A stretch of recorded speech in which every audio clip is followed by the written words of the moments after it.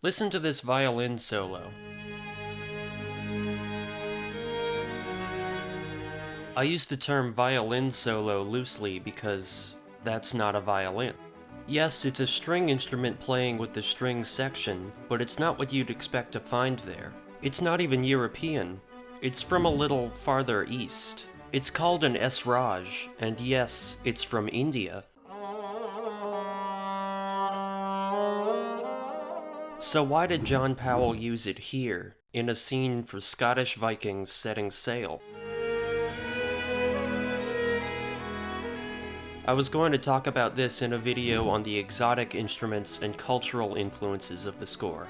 A video I made for exactly this kind of thing. But that video ended up getting packed with other things, and this instrument felt so out of place with my other topics that I never really found a good spot for it and cut it for time. But of all the surprises revealed by the official scorebook from Omni Music Publishing, this always felt like the biggest one simply because it was so unexpected, so now it gets its own video. This isn't just speculation either. I got an official answer from John Powell, and believe it or not, it's for story reasons more than anything. First, let's cover what it's not. Let's look at some fiddles. You might expect the Hardanger fiddle or the Gudulka, both of which are European and are explained further in my other video. They both have a reason to be there. The Hardanger fiddle is Norwegian, and here a group of Vikings is setting sail, while the Scandinavian-sounding Warring Vikings theme, as the book calls it, plays over the scene.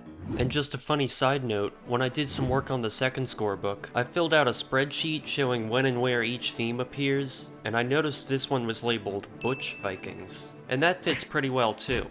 Anyway, with Vikings being world travelers, Powell gave the soundtrack a diverse sound with instruments from all over the world. So the Gudulka, a Bulgarian fiddle, plays prominently a few times. You'd think you're hearing one of the two here, and who knows, maybe Powell tried it. But he must have felt the need to use something else for story reasons. I know this thanks to Tim Rodier, the founder of Omni Music, because I asked him if he happened to know why this thing is in the score, and he got me an answer from John Powell. The esraj was used because that scene called for a strained sound. It's a short answer, but I think it makes sense and it sent me in the right direction. He also followed up by saying composers often use whatever is available and what works, which makes sense. Much of filmmaking, and thus film scoring, is problem solving. It's practical. I'm sure John Powell didn't go out of his way to get an esraj for just a few seconds. It's more likely that the esraj was already in the studio or available on loan. And maybe it's strained because while the note range actually isn't that small, it's still not something that typically plays with the string section and has to strain itself to sound more like a fiddle. Whatever the case, it doesn't really matter what it is as long as it works. No one in the audience would ever know or care that it's from a different region. But using this thing you've never heard of for a brief moment still shows an attention to detail and story.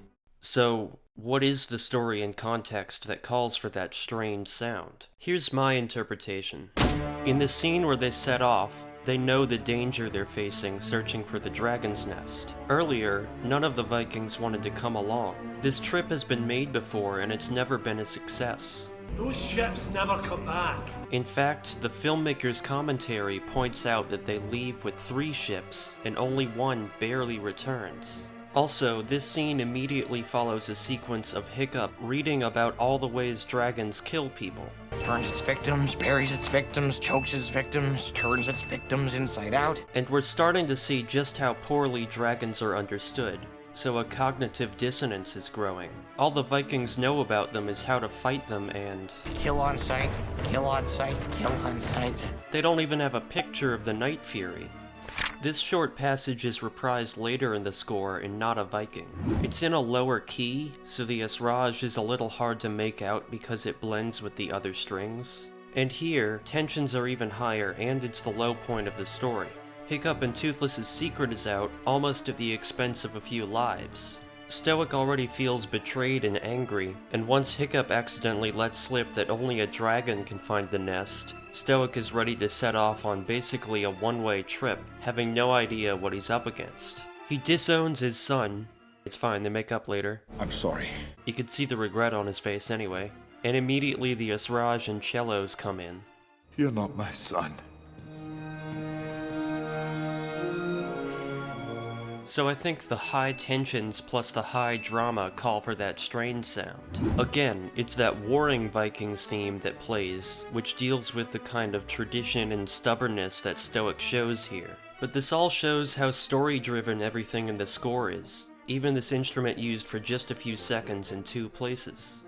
The scorebook is a great resource for the instruments of the score. Like every time you think you're hearing one thing and it's really another. Plus it has the notation of the score, and explanations of the themes, which I'm writing multiple videos on, so subscribe for those, and my full analysis on Flying with Mother. So please like the video if you liked the video, check out my Legend Has It video to understand the parallels between this movie and Monty Python and the Holy Grail, and check out my video on the other most interesting sounds from the score. Thanks for watching.